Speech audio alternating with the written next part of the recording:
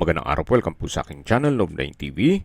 Patalasasan po, meron po ba kayong mga properties na napapabayaan or non-performing assets? Plan nyo ibenta, pero wala kayong oras sa pagbenta nito. Kung ito'y pagkakatiwala nyo po sa amin, tawag lang po kayo sa aking numero, usap po tayo, gawin ko po ng video for free. Yes, libre po, wala po kayong babayaran. Tutulungan pa namin kayong mabenta ang inyong property. Kami na po bala sa marketing, sa boosting or paid ads. Even sa tripping, hindi na po kayo mapapagod sa pag-entertain ng mga buyers. Kami na po bala sa lahat. Tawag lang po kayo.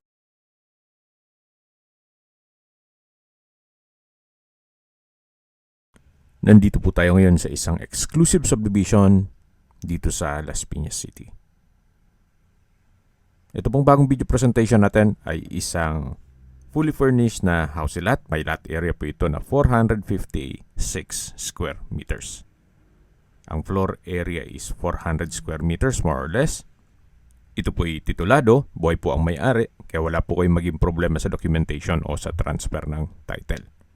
May 5 bedrooms, 5 full bathrooms, powder room, kitchen, pantry, at 2 covered car garage. Lahat pong furnitures ay imported.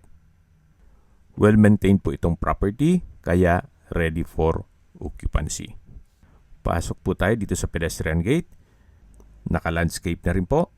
May ilang mga ornamental plants at yan po yung facade. Meron pong glass wall and window. May brickstone design hanggang dun sa dulo. Yan po yung garahe. Nakakasya 2 SUV. Dito po sa may main door ay naka-brickstone design at meron din pong vintage pendant chandelier.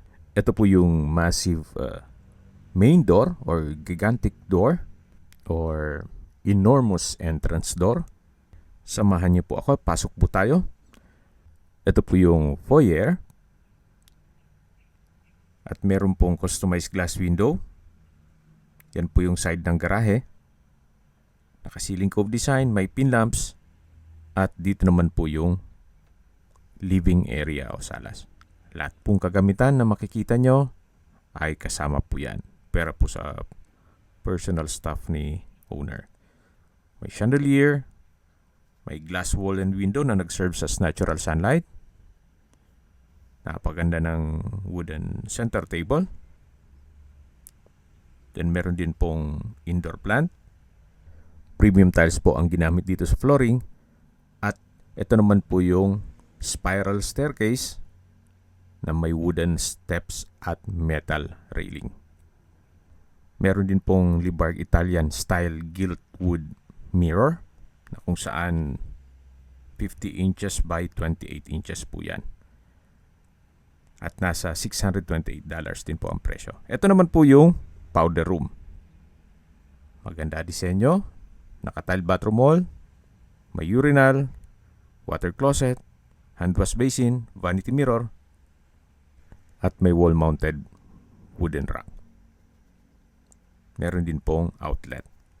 Labas po tayo. Yan po, tunghayan nyo po ulit itong living area kung saan napakaaliwalas po. May painting na rin po sa dulo, lampshade, at dito naman po yung papunta sa covered lanai at dining area. Unahin po natin itong covered lanai. May ilang painting din po dito sa wall. Ito po yung dining area. May dining set, chandelier, ceiling cove design, may glass wall and door. At dito naman po yung island na may high chair, pendant lamp. Meron din pong kitchen countertop, kitchen drawer and cabinet, split type aircon, kitchen window, kitchen sink and faucet. Dito naman po yung mga wall-mounted kitchen cabinet, tapos range hood, may built-in oven, at yan naman po yung pantry. Ito naman po yung stock room. So, very organized po. Kung may mga kagamitan kayo, pwede nyo nang ilagay dyan. At lipat na po tayo dito sa may dirty kitchen. May aluminum screen door. May kitchen countertop. Stainless po yung double sink. At sa baba po ay may kitchen cabinet. Malaki naman po ang espasyo nito. At sa dulo naman po ay yung service area. Balik na po ulit tayo dito sa loob. Yan po ulit yung formal kitchen na may island, may pendant lamp, 3 high chair, at dito naman po yung 8-seater na dining table. Then meron din pong access papunta sa garden. Ito naman po yung tinutukoy ko na mga painting. Kasama po yan yung 4 na piraso. At ito naman po yung covered lanai na may aluminum screen door. May table and chair. Then may ilang mga ornamental plants din po sa palibot ito. At tungkol naman po pala sa security, mapansin nyo mababa lang yung bakod. Well, meron pong 24 hours roving guards. At bago tayo makapasok dito sa subdivision, kailangan po maitawag ni owner sa guardhouse. Gawa ng sobrang stricto po. Kaya once na mag-set ng tripping, kailangan ahead of time.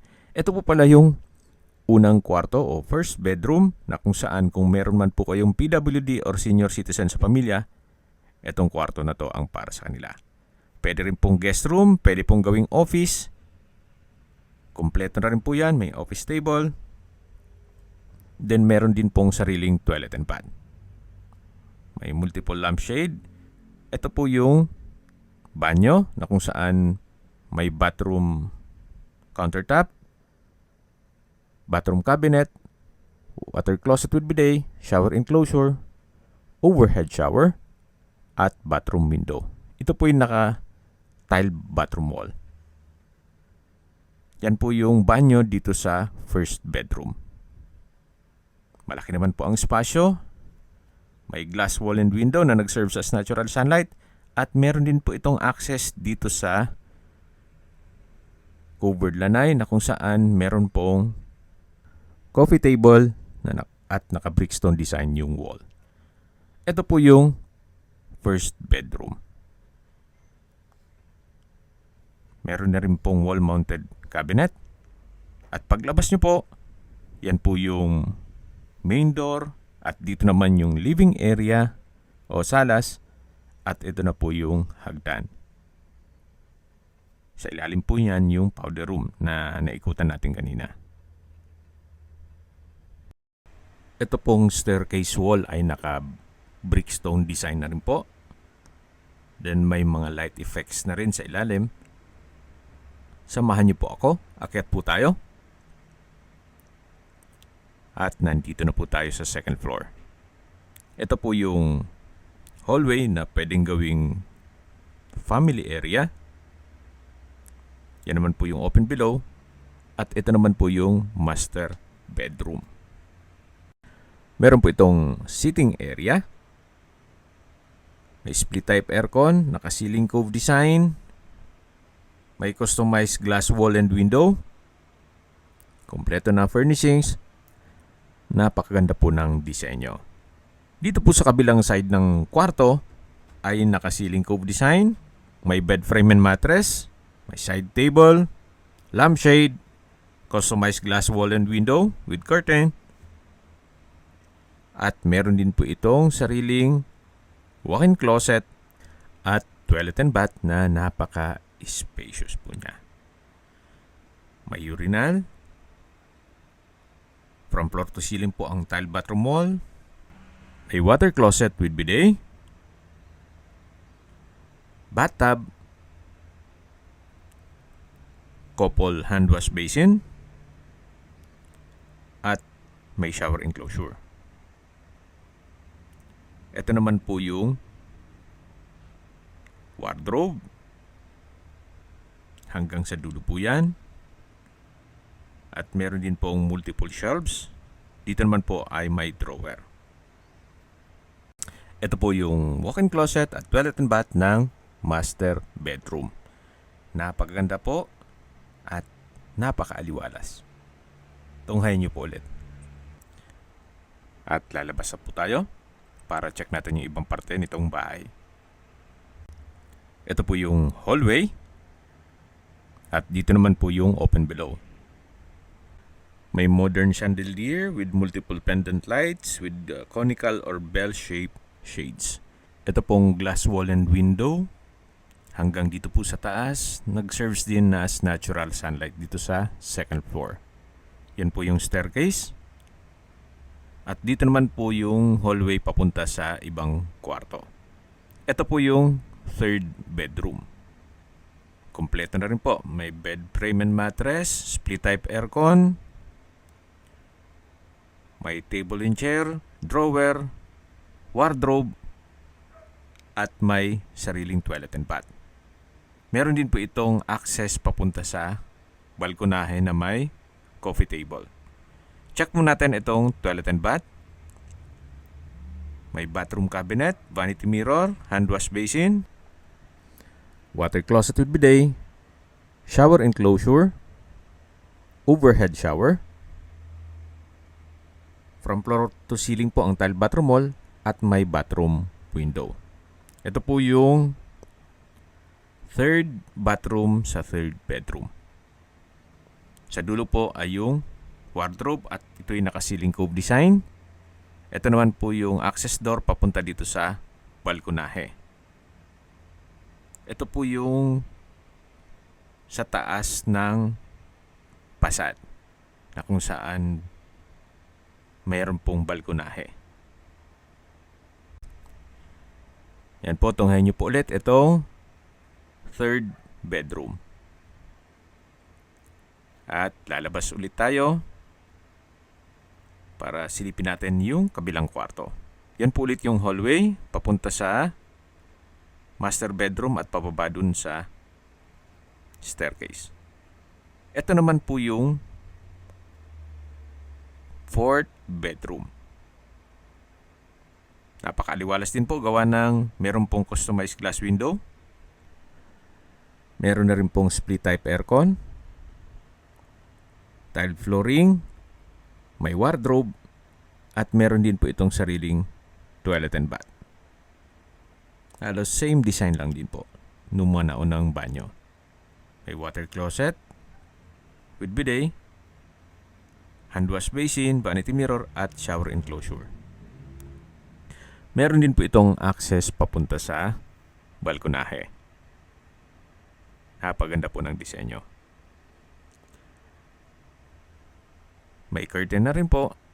Then may office table, bed frame and mattress. Malaki din po ang espasyo niya. At dito naman po sa kabila ay yung fifth bedroom. Malaki din ang espasyo, may split type aircon, customized glass window, may dalawang single bed, then meron din pong table, office table and drawer, may wardrobe, may TV na rin po siya, at may sariling toilet and bath. Hand wash basin, vanity mirror, bathroom cabinet, water closet with bidet, shower enclosure, tile bathroom wall, bathroom window. So wala na po kayong papagawa dyan. Maayos na paayos po. Yan po yung fifth bedroom. Labas na po tayo. At balik po ulit tayo dito sa hallway. Mula po dito matatanaw yung open below. At yan po yung master bedroom. At ito naman po yung hagdan. At habang pababa po tayo, pag-usapan na natin ang distance, location at travel time. Mula po sa Alabang, ang distance is 6.6 kilometers at ang travel time is 10 minutes. Mula naman po sa Villar City, ang distance is 5.1 kilometers at ang travel time is 9 minutes. Mula naman po sa Tagaytay, ang distance is 43.1 kilometers at ang travel time is 1 hour and 1 minute. Kung papunta naman po kayo sa Makati o BGC, ang distance is 26 kilometers at ang travel time is 42 minutes via Skyway. At mula naman po sa Manila o sa airport, ang distance is 24.2 kilometers at ang travel time is 34 minutes. Okay, ikot po tayo dito. Dito po sa harapan ay may setback at yan naman po yung covered lanay nung unang kwarto. Yung na-present ko na sa inyo kanina. At dito naman po ay may mga ornamental plants, may concrete pathway. Papunta naman ito sa malaking covered lanay. Yan po yung mga motor ng split type aircon. At dito naman po yung living area. Ito na po yung tinutukoy ko sa inyo. Yung covered lanay. Then sa dulo ay may garden. Papunta naman sa kusina. Yan naman po yung papunta sa dining area. At dito naman po ay may garden, may mga ornamental plants, at ito po yung glass door and wall na papunta naman sa dining area. Then ito po yung likod ng bahay, meron pong pathway at setback na papunta naman ito sa dirty kitchen at service area. Ito po yung inikutan natin kanina. Then diretso na po yan papunta sa garahe. Ito naman po yung papunta sa formal kitchen. Ito po yung toilet and bath dito sa labas ng bahay. Para sa mga kasamahan natin. Dito sa maid's room. Ito naman po yung garahe. Ayan po sa mga nag-skip po ng video, summarize ko lang po. Ito pong property ay nasa Las Piñas City sa isang exclusive subdivision. Nakompleto rin po ang amenities at meron din pong 24 hours security. May lot area po ito na 456 square meters at may floor area na 400 square meters more or less. 5 bedrooms with own toilet and bath, 2 car garage, may powder room, maid's room, at fully furnished. Binibenta po ito ni owner sa halagang 64.8 million pesos. Kung tinapos nyo po itong video, you might consider this property. Especially, napaganda ng lokasyon niya. Kung may mga katanungan po kayo, tawag lang po kayo sa aking numero. At sa mga kababayan naman natin na sa ibang bansa, meron po akong WhatsApp, Viber, Telegram, Signal, at same number lang po. 0917-316-3399. Sa mga nagtatanong naman po ng aming Facebook, meron po aming Facebook page na Nov9TV at Facebook Real Video. Meron din pong TikTok at Instagram. May ibang YouTube channel po kami, the Nov9TV channel, Nov9TV Listings,